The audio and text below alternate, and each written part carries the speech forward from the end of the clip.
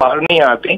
खुद उन्होंने इस्तीफे की पेशकश करी है, तो इसके पीछे का सच यही है कि वो यानी कुर्सी से चिपके रहना पसंद नहीं करते, जिम्मेदारी लेते हैं और अपने आप को भविष्य के लिए तैयार रखने वाले नेता के रूप में उनकी एक छवि है कि जो भी चुनौती मिलती है सीपी जोशी को, वो उसको बखूबी निभाते हैं। तो पार्टी की ओर से कहीं ना कहीं कोई इशारा है, इसलिए वो रास्ता साफ कर देना चाहते हैं कि मैं जो है वो जो भी जिम्मेदारी पार्टी देगी उसको निभाने को तैयार हूं। यानी कुल मिलाकर एक खास रणनीति है, सोशल इंजीनियरिंग को साधने की कोशिश है। इस कदम के पीछे तो कई कुल मिलाकर यही समझ में आता है, अगर सीपी जोशी नहीं तो उनकी जगह कौन होगा, कौन से वो चेहरे जिन लगातार चर्चा में बने हुए हैं, और रेस में सबसे आगे कौन है बाबूलाल? बिल्कुल भी आप जो है, क्योंकि पार्टी का जो आलाकमान है बीजेपी का, वो हमेशा अपने फैसलों से चौंकाता रहा है।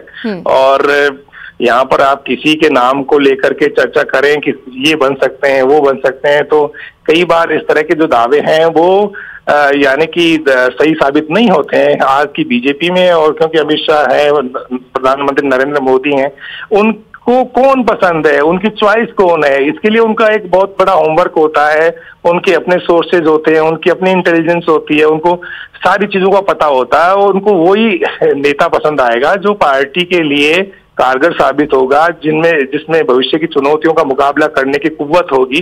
और ऐसे नेता की तलाश पार्टी ने कर भी ली होगी। लेकिन अभी ऐसी कोई जल्दबाजी नहीं है कि उपचुनाव से पहले सीपी हट जाएंगे और खुद इस्तीफा दे देंगे और पार्टी इस्तीफा कबूल कर लेगी। अभी बहुत कुछ होना बाकी है, क्योंकि अभी विधानसभा सत्र चल रहा है, फिर उपचुनाव भी आने हैं, रिशफलिंग भी होनी है, तो तमाम चीजों को ध्यान में रखकर ही पार्टी फैसला करेगी। अभी फिलहाल इतनी जल्दबाजी में प्रदेश का अध्यक्ष बनना फिलहाल संभव दिख नहीं रहा है। हाँ, बाबूलाल की किस समुदाय से हो सकते हैं विधानसभा के बीजेपी प्रदेश अध्यक्ष? जी देखिए, बीजेपी जो प्रदेश के मुख्यमंत्री भजनलाल शर्मा, वो ब्राह्मण कम्युनिटी से आते हैं, तो जाहिर सी बात है कि बीजेपी का जो अगला प्रदेश अध्यक्ष होगा वो ब्राह्मण तो नहीं होगा।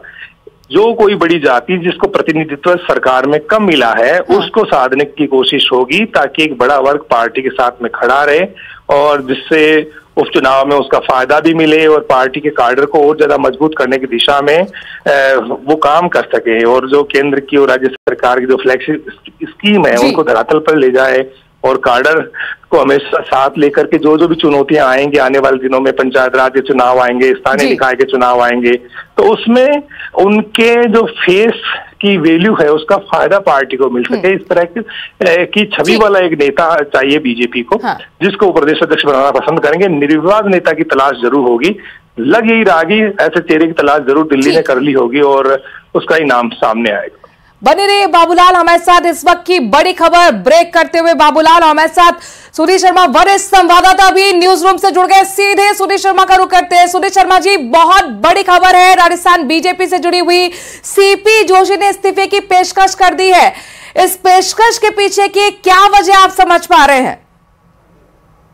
देखिए, बड़ी वजह देखी जाए तो लोकसभा के चुनाव हो सकते हैं। एक व्यक्ति एक पद का जो सिद्धांत बीजेपी उसको फॉलो करती है, उसको देखते हुए ऐसा किया जा रहा है। माना यह जा रहा है कि जहां अभी थोड़ी देर पहले बाबूलाल बता रहे थे कि बड़े जो ब्राह्मण चेहरा है कि प्रदेश के दो बड़े चेहरे के तौर पर ब्राह्मण नेताओं को देखा जा रहा है, मुख्यमंत्री ब्राह्मण है, बीजेपी प्रदेश अध्यक्ष ब्राह्मण है, लिहाजा ऐसे चेहरे की साधने की तो कोशिश है ही। साथ में ये भी माना जा रहा है कि क्योंकि खुद लोकसभा से सांसद भी हैं और दूसरा बीजेपी प्रदेश अध्यक्ष भी है, अब ऐसे में चूंकि आने वाले समय में 5 विधानसभा सीटों पर उपचुनाव हो रहे हैं, उनको साधने के लिए जो जाति सबसे बड़े रूप में निकल के आएगी, उस जाति को प्रतिनिधित्व मिल सकता है। यानी प्रदेश अध्यक्ष की नई खोज की जाएगी। वो खोज इस तरह से होगी कि वो केंद्रीय नेतृत्व के साथ प्रदेश के जो नेता हैं और जो दूसरे छोटे बड़े जो संगठन हैं या सामाजिक संगठन है या जातीय संतुलन है, जिसको सोशल इंजीनियरिंग कहा जाता है, उन सबको साधने की कोशिश इसमें रहने वाली है। ये माना लगातार जा रहा था कि लोकसभा चुनाव के बाद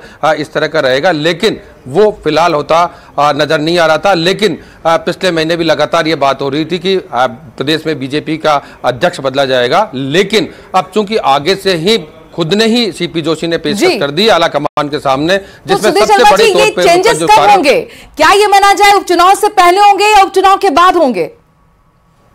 देखिए निश्चित तौर से, क्योंकि अभी चुनाव के परिणाम अभी सामने आए हैं। 4 जून को परिणाम आया है लोकसभा का। 4 जून के बाद में ये सीटें खाली है, पूरी जून के बाद में 6 महीने के अंदर ये चुनाव करवाने जरूरी होते हैं। तो निश्चित रूप से पेशकश अभी की गई है और जो नया प्रदेश अध्यक्ष जो भी मिलेगा उसको इन 5 सीटों को फोकस करके, साथ ही प्रदेश में आने वाले जो छोटे चुनाव है, निकायों के चुनाव है, उनको साधने वाला होगा, उसी को दृष्टिगत रखते हुए बनाया जाएगा। तो मेरा मानना है कि ये जिस तरह से हुआ है लगभग 10-15 दिन में पूरी प्रक्रिया को किया जाएगा, क्योंकि जो आने वाला नया प्रदेश अध्यक्ष होगा वो अपनी नई टीम के साथ में, नए लोगों के साथ में नई टीम प्रदेश में खड़ा करेगा।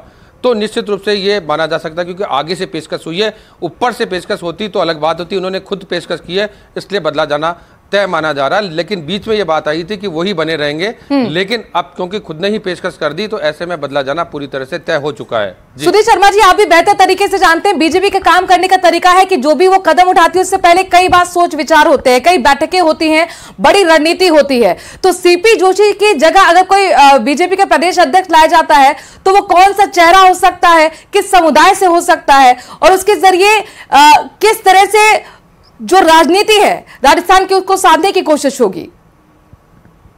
देखिए निश्चित रूप से पहले तो उन 5 सीटों को जीतकर, जो कि लोकसभा में एक तरह से कह सकते हैं कि जो 11 सीटें गंवाई गई है उनकी भरपाई, उनका पेटा भरने के लिए कह सकते हैं कि विधानसभा की इन 5 सीटों को जीता जाए। इन 5 सीटों को जो पाटने वाला जो चेहरा होगा, चाहे वो ओबीसी के तौर पे देखा जा सकता है कि सबसे पहले, क्योंकि ओबीसी में बहुत बड़ा वर्ग आता है, तो ओबीसी के कैंडिडेट को भी प्रदेश अध्यक्ष बनाया जा सकता है। उसके अलावा फिर एसटी का कोई चेहरा सामने आ सकता है। तो ओबीसी, एसटी और एससी, ये जो 3 चेहरे हैं, क्योंकि सामान्य तौर पर बात करें कि जनरल कास्ट के हिसाब से देखें, उसके हिसाब से तो क्योंकि मुख्यमंत्री भजनलाल शर्मा जनरल कास्ट से आते हैं, लेकिन अगर चुनावों की दृष्टि से और वोट बैंक और सोशल इंजीनियरिंग की दृष्टि से देखा जाए तो ऐसे में सबसे प्रमुख तौर पे ओबीसी का कोई बड़ा चेहरा है, बड़ा नाम होगा जो सामने आएगा। लेकिन बीजेपी में खास बात यह भी कि चौंकाने वाले नाम भी सामने आते रहे। एक परिपाटी सी चल रही है कि कोई चौंकाने वाला नाम भी सामने आ सकता है। जी लवली भी हमारे संवाददाता जुड़ गए हैं। लवली, बहुत बड़ी खबर है राजस्थान के गलियारों से, राजनीतिक गलियारों से सीपी जोशी ने इस्तीफे की पेशकश कर दी है। जाहिर तौर पर अब ये चर्चा शुरू हो गई है कि सीपी जोशी अगर विधानसभा चुनाव में जिन्होंने बड़ी भूमिका निभाई थी, एक बड़ी जीत बीजेपी को दिलाई थी, अगर वो इस्तीफा दे रहे हैं, उनके इस्तीफे को मंजूर कर लिया जाता है तो फिर बीजेपी का प्रदेश अध्यक्ष कौन होगा? क्या कोई नाम अब चर्चा में आना शुरू हुआ है? देखिए, ये नए जमाने की भारतीय जनता पार्टी, यहाँ सब कुछ पहले से तय होता है और उस तय कार्यक्रम और तय प्लान के तहत ही भारतीय जनता पार्टी पूरे काम को अंजाम देती है। राजस्थान के अंदर भारतीय जनता पार्टी को विपक्ष से सत्ता में लाने में एक बड़ी भूमिका सीपी जोशी ने अदा की और राजस्थान की सत्ता में न केवल बल्कि लोकसभा चुनाव के अंदर भी काफी कोशिश की गई कि राजस्थान बेहतर प्रदर्शन जो है वो कर सके और उन उम्मीदों पर, हालांकि कम सही, लेकिन राजस्थान खरा उतरने की पूरी कोशिश राजस्थान ने की। अब बाई इलेक्शन होने जा रहे हैं राजस्थान के अंदर, बाई इलेक्शन का दौर है, तो बाई इलेक्शन से ठीक पहले देखिए जिम्मेदारियां बहुत सारी होती है, जिन जिम्मेदारियों को निभाना जो है वो जरूरी होता है और एक तय समय होता है राजस्थान के अंदर। भारतीय जनता पार्टी के प्रदेश अध्यक्ष का एक कार्यकाल होता है, अनुशासन से चलने वाली ये पार्टी है, पार्टी विद फॉर्म की भूमिका में पार्टी जो है वो काम करती है और कार्यकर्ताओं को, नए कार्यकर्ताओं को मौका देने के लिए ऐसे कार्यकर्ताओं को मौका दिया जाता है। आप देखिए राजस्थान में मुख्यमंत्री की बात कर लीजिए, भजनलाल शर्मा की पहली बार के विधायक है, लेकिन सोशल इंजीनियरिंग पे काफी काम किया गया और विधानसभा चुनाव के अंदर चौंकाने वाला नाम भजनलाल शर्मा का सामने आया। ठीक उसी प्रकार से ओबीसी, मूल ओबीसी के चेहरे पर ऐसी संभावनाएं जो है वो जताई जा रही है। सीपी जोशी का कार्यकाल एक काफी बेहतरीन कार्यकाल के रूप में भारतीय जनता पार्टी उस कार्यकाल को देखती रही है। सीपी जोशी खुद अपने कार्यकाल को लेकर के जो थे वो विधानसभा चुनाव के बाद इस तरह की सुगबुगाहट थी कि वो उनकी जगह किसी को रिप्लेस किया जाएगा, लेकिन अगर सीपी जोशी ने जिस तरीके से इस्तीफा दिया है तो ये तय माना जाएगा कि राजस्थान के अंदर जो है भारतीय जनता पार्टी पूरी तरीके से तैयार है और बाई इलेक्शन से ठीक पहले जो पार्टी है वो कुछ नया करने के जो है प्लान जो है वो इस वक्त कर रही है। सबसे बड़ी और महत्वपूर्ण बात यह है कि राजस्थान के संदर्भ में अगर हम बात करें तो बाई इलेक्शन जो जहां पर है वो सीटें ऑलरेडी या तो कांग्रेस के पास है या फिर भारतीय जनता पार्टी उन सीटों पर बेहतर प्रदर्शन नहीं कर पाई है। तो ऐसे में राजस्थान के अंदर बेहतर प्रदर्शन किस तरीके से किया जाए, कौन सी ऐसी जातियां जिन्हें साधना बाकी है, सभी को जो है पार्टी में एक साथ जोड़ करके आओ साथ चलेगा जो नारा भारतीय जनता पार्टी देती रही है, उसकी भूमिका में जो है वो पार्टी जो है वो काम करेगी। हमारे साथ में हमारे वरिष्ठ सहयोगी बाबूलाल धायल हैं, भारतीय जनता पार्टी को बहुत लंबे अरसे से और बहुत करीब से देख रहे हैं। बाबूलाल जी, सीपी जोशी का इस्तीफा क्या कह रहा है इस वक्त, हम ये जानना चाहेंगे। राजस्थान की भारतीय जनता पार्टी की सियासत में एक लंबा अनुभव जो है ये कह सकते हैं सीपी जोशी को युवाओं के तौर पे मिला। जी देखिए, युवा मोर्चे के प्रदेश अध्यक्ष रहे और फिर लगातार सांसद चुने जाते रहे। इस बार तो रिकॉर्ड मतों से जीत हासिल करी। कहा जा रहा था कि उनको कड़ी चुनौती देंगे उदयलाल आंजना, लेकिन ऐसा नहीं हुआ था। तो सीपी क्या है कि बहुत ही लोकप्रिय है, कोशिश तो बहुत करी थी उन्होंने, लेकिन 11 सीटों पर जो हार है उसने उनको बेचैन किया होगा, मजबूर किया होगा कि वो इस्तीफे की पेशकश करें पार्टी आलाकमान के सामने। तो उन्होंने पेशकश करी है। अब देखना है कि इस्तीफा मंजूर होगा या नहीं होगा, क्योंकि जो वर्तमान की परिस्थितियां हैं उसके आधार पर ही पार्टी का आलाकमान राजस्थान को लेकर कोई फैसला लेगा, क्योंकि यहाँ पर उपचुनाव की चुनौती है। इसके अलावा कैबिनेट की रिशफलिंग होनी है, कम से कम 6 पद जो खाली हैं उनको भरा जाना है, और जिस तरह का सामाजिक संतुलन बनाए रखना है सोशल इंजीनियरिंग में, किस जाति को, समुदाय को जो पार्टी से नाराज चल रहा है उसको और करीब लाया जाए, तो इसके लिए किस तरह से एक ऐसी बैलेंस सोशल इंजीनियरिंग हो जिसका फायदा पार्टी को मिल सके। तो तमाम जो चीजें उनको ध्यान में रखते हुए बीजेपी फैसला करेगी। जल्दबाजी नहीं दिख रही, लेकिन दावेदारों की लंबी कतार है, जिसमें प्रभुलाल सैनी, उनको भी लगता है कि उनके नाम की लॉटरी लग सकती है। मदन राठौड़ जो कि राज्यसभा के सांसद हैं, उनको भी लगता है कि उनको भी अध्यक्ष बनाया जा सकता है। राजेंद्र गहलोत का नाम भी है इसमें। इसके अलावा श्रवण सिंह बगड़ी जी, उनको भी लगता है कि वो भी अध्यक्ष बन सकते हैं। तो बहुत सारे नाम हैं। एक नाम दामोदर अग्रवाल का भी है। उनके शुभचिंतक कह रहे हैं कि भीलवाड़ा के जो सांसद हैं, जिन्होंने बहुत बड़े मार्जिन से लोकसभा का चुनाव जीता, वो भी यानी कि प्रदेश के अध्यक्ष बनाए जा सकते हैं। तो अभी सिर्फ और सिर्फ हवा में बातें हैं। बाबूलाल जी, आपने देखा होगा ये भारतीय जनता पार्टी यहाँ जिसका नाम सामने आता है वो सामने नहीं आ पाता, वो ऐलान नहीं हो पाता, नया कुछ होता है। जी देखिए, मोदी और शाह की बीजेपी में फैसले ऐसे होते हैं तो सबको चौंकाते हैं, और माना ये जा रहा है कि जिसका भी नाम आएगा शायद उसको भी पता नहीं होगा कि मुझे प्रदेश की जिम्मेदारी सौंपी जा रही है, प्रदेश अध्यक्ष के रूप में मेरी ताजपोशी होने जा रही है।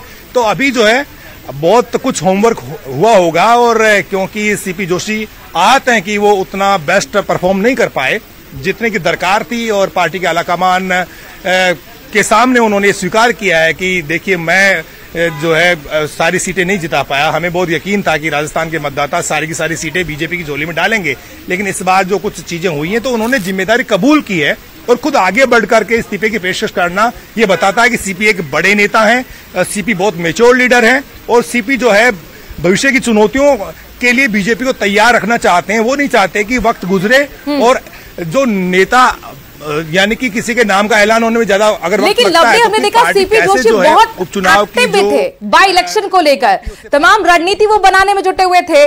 जहां जहां बाई इलेक्शन होने यानी कि 5 सीटों पर जाकर वो कार्यकर्ताओं से मिल रहे थे, संयोजक भी उन्होंने वहां पर बना दिए थे। तो क्या ये माना जाए कि ये भी पॉसिबिलिटीज है कि सीपी जोशी